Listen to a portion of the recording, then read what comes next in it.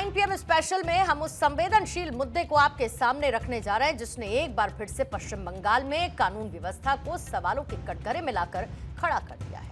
इसके साथ ही वो सवाल भी आज हम सबके सामने खड़ा है कि क्या पश्चिम बंगाल में लड़कियां सुरक्षित नहीं, क्योंकि इसी पश्चिम बंगाल में हमने आरजी कर केस देखा, जयनगर रेप केस का आक्रोश देखा, हंसकाली मामले में गुस्से की आग हमने भड़कते हुए देखी और कामदुनी में हुई दरिंदगी के किस्से भी सुने। और इसी कलंक में एक नाम अब बारुईपुर का जुड़ चुका है और यहीं से सवाल उठता है सुरक्षा का कि क्या पश्चिम बंगाल आज भी लड़कियों के लिए सेफ नहीं है, क्योंकि इसी पश्चिम बंगाल में महिलाओं की सुरक्षा के मुद्दे पर सरकारें बदल जाती हैं। आरजी कर और हंसकाली जैसे मामलों की वजह से ममता बनर्जी को अपने 15 साल की सत्ता को गंवाना पड़ा, लेकिन आज उसी पश्चिम बंगाल में एक बार फिर एक बच्ची दरिंदगी का शिकार बन जाती है।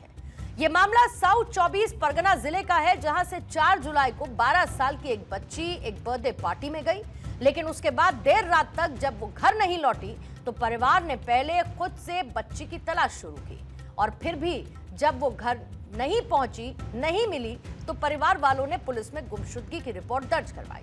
बाद में रविवार को उसका शव सूर्यपुर हाट इलाके के तालाब में मिला और सिर पर चोट के निशान थे। पोस्टमार्टम में इस बात का खुलासा हुआ कि आरोपियों ने रेप के बाद उसे जिंदा ही तालाब में फेंका था। उसके फेफड़ों और पेट में पानी मिला और डूबने और ज्यादा खून बहने की वजह से उस बच्चे की मौत हो गई। इन सब के बीच मामले की जांच के लिए एसआईटी की टीम तैयार की गई और अब तक 3 आरोपियों को गिरफ्तार किया गया।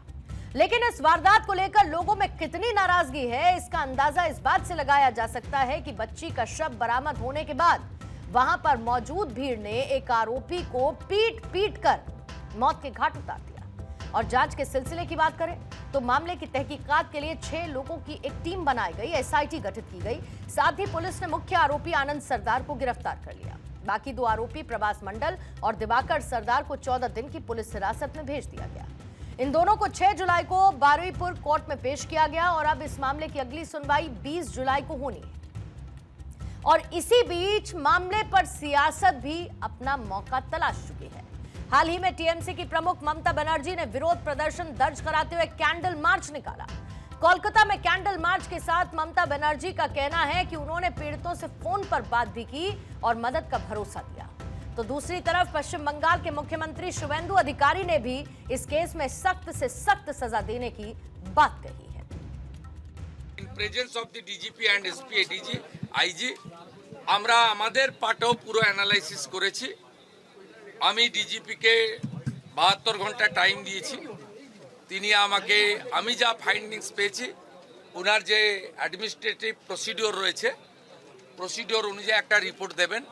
রিপোর্ট দেওয়ার পরে অ্যাডমিনিস্ট্রেটিভ পার্টে আমাদের যে অ্যাকশন নেওয়ার, আমি খুব পার্সোনালি স্যাটিসফাইড যে ওইটুকু একটা বাচ্চা মেয়ের পরিবার, সেই পরিবার এন্টায়ার আমার সঙ্গে প্রায় 10 জন বাবা মা সহ মিট করেছে এবং তারা কনফিডেন্স জানিয়েছে, আস্থা জানিয়েছে সরকারের উপরে, মুখ্যমন্ত্রীর উপরে, পুলিশের উপরে। এটা আমার আজকে বড় প্রাপ্তি। सवाल ये नहीं है कि मामले की जांच हो रही है, सवाल ये भी नहीं कि दोषियों को सजा मिलेगी।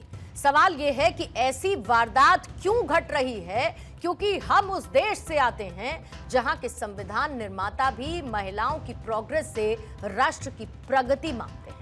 लेकिन आज जो रिकॉर्ड सामने आए वो सवाल उठाते हैं कि यही समाज महिलाओं को सुरक्षा क्यों नहीं दे पा रहा है, क्योंकि पिछले 5 साल का डेटा बताता है कि पॉक्सो के तहत मामले लगातार बढ़े। 2020 में 47,000 केसेस दर्ज हुए, 21 में 53,000, 22 में 63,000, 23 में 64,000 और 24 में 69,191 केसेस दर्ज हुए। और पिछले 5 साल का यह ग्राफ बताता है कि पॉक्सो के बढ़ते केसेस हर परिवार के लिए फिक्र की वजह बन गए। ये तो सिर्फ आंकड़े हैं, लेकिन अगर इसको आप रोजमर्रा के हिसाब से देखेंगे तो एक एवरेज निकलता है और कुछ ऐसी सच्चाई सामने आती है जो सचमुच परेशान कर देती है। एनसीआरबी के मुताबिक भारत में हर साल पॉक्सो के लगभग 70,000 केसेस दर्ज होते हैं, यानी इस हिसाब से हर महीने इसकी गिनती लगभग 5,766 बनती है। हर दिन 190 केस। अकेले 2024 में 69,191 पॉक्सो के मामले दर्ज हुए। इसमें 70,132 बच्चे पीड़ित थे और बच्चों के खिलाफ दर्ज कुल मिलाकर 1,87,000 अपराधों में से करीब 37% मामले पॉक्सो के तहत थे। एनसीआरबी के 2024 के आंकड़ों के मुताबिक पॉक्सो के गंभीर अपराधों में करीब 97% केसेस में आरोपी शख्स पीड़ित के परिवार का जानने वाला, यहां तक कि रिश्तेदार भी निकला है। और ये तो वो मामले हैं जो रिकॉर्ड हुए। असल आंकड़े इससे भी ज्यादा होंगे, क्योंकि एक्सपर्ट्स ये मानते हैं कि सामाजिक कलंक और डर की वजह से रिपोर्ट ना होने के चलते केस की असल गिनती इससे कहीं ज्यादा होगी। इस तरीके के केसेस में कानून के बहुत कड़ी सजा कानून की तरफ से सुनाई जा सकती है, जो कि 3 साल से उम्र कैद या फिर फांसी तक हो सकती है। और फिर भी इस तरीके के अपराध करने की हिम्मत लोगों में कहां से आती है?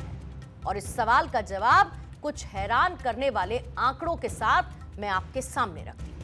एक बहुत बड़ी वजह इंसाफ में लगने वाला वक्त, क्योंकि देश की निचली अदालतें और डिस्ट्रिक्ट कोर्ट्स में महिलाओं के खिलाफ अपराधों के 90 से 95% मामले हर साल पेंडिंग रह जाते हैं।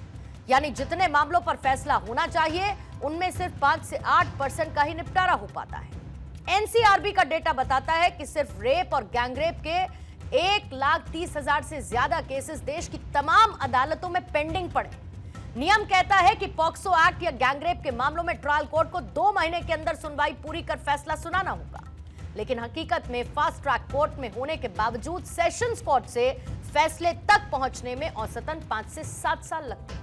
और फिर निचली अदालत से सजा हो भी जाए तो आरोपी हाई कोर्ट और फिर सुप्रीम कोर्ट जाते हैं, और इसके बाद मर्सी पिटीशन का दौर चलता है। और ये सब कुछ खत्म होने में 8 से 12 साल तक लग जाते हैं। जैसे निर्भया केस इसका उदाहरण है, जिसमें दोषियों को फांसी होने में 7 साल 3 महीने का वक्त लगा। वैसे भी कानून सख्त बनाने से अपराधी नहीं डरता। अपराधी तब डरता है जब उसे यह पता हो कि वो पकड़ा जाएगा। और इसीलिए कानून के ककहरे में यह कहावत फिट बैठती है, that justice delayed is justice denied. यहां पर सवाल सिर्फ तारीखों, अदालतों और इंसाफ की धीमी रफ्तार का नहीं है। सवाल उस व्यवस्था और सामाजिक सड़न का है जो बेटियों को सुरक्षा की गारंटी तक नहीं दे पाता। और जब तक कानून का खौफ दरिंदों की रूह नहीं कपाएगा, तब तक इंसाफ की गुहार फास्ट ट्रैक की फाइलों में दम तोड़ती रहेगी। तब तक बारुईपुर जैसी हैवानियत कलेजे को छलनी करती रहेगी। राजनीति के कैंडल मार्च और बयानों की सियासत से परे आज वक्त है कि हम सब मिलकर एक ऐसा समाज गढ़ें जहां पर कोई मासूम सिर्फ इसीलिए ना मार दिया जाए कि वो मासूम बच्ची थी। क्योंकि जब तक इस देश की बेटियां आजाद हवा में सांस लेने से डरेंगी, तब तक हमारा हर विकास, हर तरक्की और हर दावा पूरी तरीके से बेमानी नजर आएगा।